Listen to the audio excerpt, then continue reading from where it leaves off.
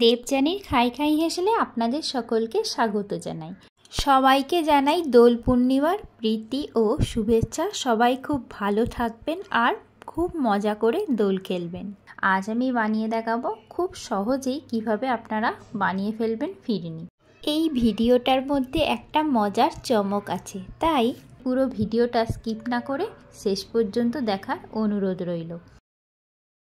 আমি এখানে নিয়েছি ফুল ফ্যাট ক্রিম দুধ, এরকম আমুলের গোল্ড দুধ আমি নিয়েছি 1 লিটার। এই 1 লিটার দুধটা আমি ভালো করে গরম করে নেব। একটা কথা মাথায় রাখতে হবে, এই ফিরনির দুধটা যখন আপনারা জাল দিচ্ছেন তখন কিন্তু এতে সর পড়তে দেওয়া যাবে না, তাই অনবরত দুধটাকে কিন্তু নাড়িয়ে যেতে হবে।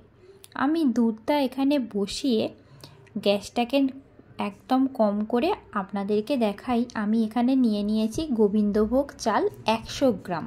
মাপটা কিন্তু মাথায় রাখতে হবে। এই গোবিন্দভোগ চালটাকে আমি এবার গুঁড়িয়ে নেব। এখানে পুরোটা গোড়ানো হবে না, একদম হাফ গোড়ানো হবে, মানে অল্প অল্প একটু দানা দানা থাকবে। আমি এই দুধটাকে খুব ভালো করে ফুটিয়ে নিয়েছি।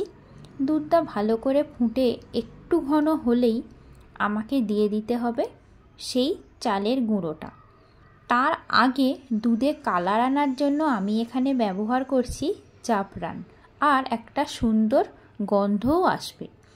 জাফরানটা দেওয়ার পরেই দেখতেই পাচ্ছেন কি সুন্দর একটা কালার চলে এসেছে। এটা আস্তে আস্তে আরও গাঢ় হবে আর একটা খুব সুন্দর স্মেলও আসছে, যেটা বলে বোঝানো যাবে না। তো যাই হোক, জাফরানটা দেওয়ার পর দেখতেই পাচ্ছেন দুধের কালারটা কিন্তু অলরেডি চেঞ্জ হয়ে গেছে। এবার এটাকে খুব ভালো করে নাড়তে থাকতে হবে যতক্ষণ না পর্যন্ত আমি চালটা দিচ্ছি। তারপর আমি এবার এখানে দিয়ে দিচ্ছি হাফ চা চামচ এলাচ গুঁড়ো। এটাকে দেওয়ার পরেই আমি দিয়ে দিচ্ছি যে চালটা গুঁড়িয়ে রেখেছিলাম সেই চালটা দিতে দিতে অনবরত হাতা দিয়ে এইভাবে নাড়াতে থাকতে হবে। তার কারণ চালটা দুধের মধ্যে দেওয়ার সাথে সাথেই কিন্তু দলা পাকিয়ে যায়, তাই আমাকে দেওয়ার সাথে সাথেই এইভাবে পুরো বিষয়টাকে একদম নিচ থেকে ওপর পর্যন্ত খুব ভালো করে হালকা হাতে নাড়িয়ে যেতে হবে। আর এইভাবেই যতক্ষণ না আমার চালটা একটু সেদ্ধ হয়ে আসছে ততক্ষণ পর্যন্ত এইভাবেই আমাকে কিন্তু দুধটা অনবরত নাড়িয়ে যেতে হবে। তা না হলে নিচে লেগে যাওয়ার একটা সম্ভাবনা থাকবে। আমরা যেমন পায়েস বানাই ঠিক সেমভাবেই কিন্তু এইটাই বানানো হচ্ছে, কিন্তু এটার প্রসেসটা একটু অন্য। ভালো করে এটাকে নাড়াতে থাকতেই হবে। এরপর আমি দিয়ে দিচ্ছি 100 গ্রাম চিনি। এখানে আমি চিনিটা কমই দিয়েছি, তার কারণ ফিরনির মিষ্টিটা কিন্তু খুব বেশি হয় না। এবার যারা মনে করছেন ফিরনিতে একটু বেশি মিষ্টি খাবেন তারা দিতে পারেন, আর আমি এখানে দিয়ে দিলাম অল্প একটু নুন। অন্যদিকে আমি ফিরনিগুলো জমানোর জন্য এরকম কিছু মাটির সরা নিয়েছি। এগুলোকে আমি এবার 6টা সরা আমি নিয়েছি, সেগুলো জলেতে একটু ভিজিয়ে রাখবো। ওদিকে আমার দুধটা আর চালটা ফুটতে থাকুক, সেই সময়ের মধ্যে আমি এই মাটির সরাগুলো জলের মধ্যে ভিজিয়ে রাখছি। তাতে করে ফিরনিটা এর মধ্যে দিলে খুব সুন্দরভাবে সেট হয়ে যাবে। আমার অলরেডি ফিরনি কিন্তু একদম রেডি হয়ে গেছে। দেখতেই পাচ্ছেন হাতায় করে যখন তুলছি ঠিক হাতায় অল্প অল্প থেকে যাচ্ছে আর কিছুটা পড়ছে। এইভাবেই দেখে বুঝতে হবে ফিরনিটা কিন্তু একদম রেডি। আমি গ্যাসও অফ করে দিলাম। এইবার আমি দিয়ে দেব 1 টেবিল চামচ গোলাপ জল। গোলাপ জলটা এখানে দিলে এর স্বাদটাও আরও দ্বিগুণ বাড়িয়ে দেয় আর একটা সুন্দর গন্ধও আসে। এবার এটাকে মিক্স করে দিয়ে আমি হাতায় করে আস্তে আস্তে ওই মাটির সরার মধ্যে এটা দিয়ে দেব। আমি এখানে 1 লিটার দুধে এই রকম সরা 12টা ভরতে পেরেছিলাম। ঠিক এরকম সরা আমি 12টা ভরতে পেরেছিলাম। সরাগুলো ভেজানো হয়ে গেছে। এবার এই সরাগুলো আমি আস্তে আস্তে জল থেকে তুলে নিচ্ছি। জল থেকে তুলে নিলেই জলটা ঝরে গেলেই কিন্তু আমি এই সরার মধ্যে সার্ভ করে দেব। আমি এভাবেই হাতার সাহায্যে এক হাতা করে এই সরার মধ্যে এগুলো দিয়ে ফিল আপ করে দিচ্ছি। দেখতেই পাচ্ছেন এইভাবেই দিতে হবে। দিয়ে এর মধ্যে রেখে দিলেই এটা আপনা আপনি সেট হয়ে যাবে। আমি এরকম সরা 12টা ভর্তি করতে পেরেছিলাম। আমার 1 লিটার দুধে এরকম 12টা সরা কিন্তু খুব সুন্দরভাবেই ফিল আপ হয়ে গেছে। ওয়াও, দেখে কি দুর্দান্ত লাগছে তাই না? একদম খেতেও দুর্দান্ত হয়েছিল, একদম গ্যারেন্টি দিয়ে বলছি। আর ভিডিওর প্রথমেই আমি বলেছিলাম একটা চমক আছে, অবশ্যই আছে চমক। আমাদের একদম জ্যান্ত গোপাল এই ফিরনিটা কি সুন্দর নিজে হাতে খাচ্ছে সেটাই আপনাদেরকে দেখাবো। আর একটু ধৈর্য ধরতে হবে। তার সাথে সাথেও আরও অনেকেই এই ফিরনিটা খেয়েছে, ছোট ছোট সদস্যরা, তারা কি বলছে সেটাই আমরা জেনে নেব।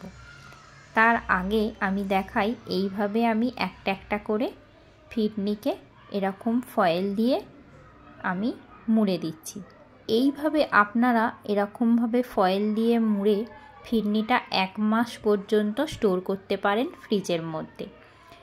আমি এটা এইভাবে দেখিয়ে দিলাম, এটা কিন্তু অপশনাল। এইভাবে ফিরনিটাকে স্টোর করার দরকার পড়ে না, যদিও আপনারা বানিয়ে সাথে সাথে খাবেন, কিন্তু রাখতে চাইলে এইভাবে ফয়েল দিয়ে মুড়ে রাখতে কিন্তু হবে। এইভাবে আমি প্রত্যেকটা ফয়েল দিয়ে মুড়ে নিচ্ছি। তো এরকমভাবে পুরো ফিরনিগুলো আমি রেডি করে ফেলেছি। যদিও আমার বাড়িতে অনুষ্ঠান ছিল তাই আমি এতগুলো ফিরনি বানিয়েছিলাম। তো আপনাদের এতগুলো ফিরনি বানানোর দরকার নেই, কিন্তু 1 লিটার দুধ নিয়ে একটু ঘন করে বানিয়ে রেখে দেবেন, দিয়ে অল্প অল্প করে খাবেন। আর বাড়িতে কেউ এলেও তাকে দিতে পারেন। অবশ্যই ফিরনিটা বানান, খান, আর আমাকে কমেন্ট করে জানান কেমন লাগলো আপনাদের এই রেসিপিটা।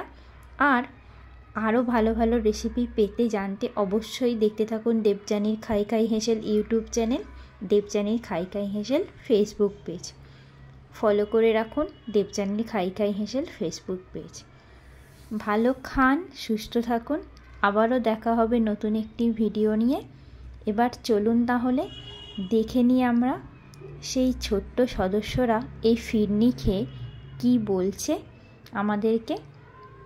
আর আপনারাও কিন্তু চটপট এটা বানিয়ে বাড়ির সদস্যদেরকে একদম তাক লাগিয়ে দিন। আর অন্য কিছু রেসিপি জানতে হলে কিন্তু আমাকে অবশ্যই কমেন্ট করে জানান কী ধরনের রেসিপি আপনারা দেখতে জানতে চাইছেন। এবার তাহলে দেখে নিই ছোট্ট বন্ধুরা কি বলছে।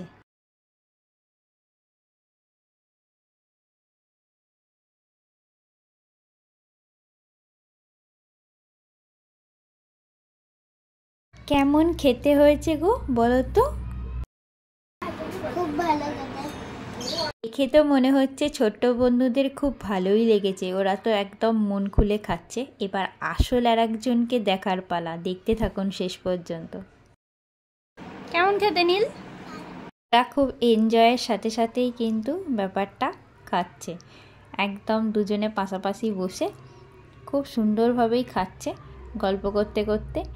এবার আমরা দেখে নেব আরও এক ছোট্ট বন্ধুকে। চলুন দেখি সে কি বলছে। কেমন খেতে? ভালো? এই সেই চমক, আমার সেই ননীগোপাল একদম নিজে হাতে তুলে খাচ্ছে। এ কিন্তু একদম অন্য খাবার খেতেই চায় না। এর মা তাকে খাওয়াতে গেলে ভীষণ কষ্ট পায়, কিন্তু এই ফিরনিটা কিন্তু সে একদম ছাড়ছে না। দেখতে থাকুন সে কেমন করে শেষ করছে ফিরনিটা।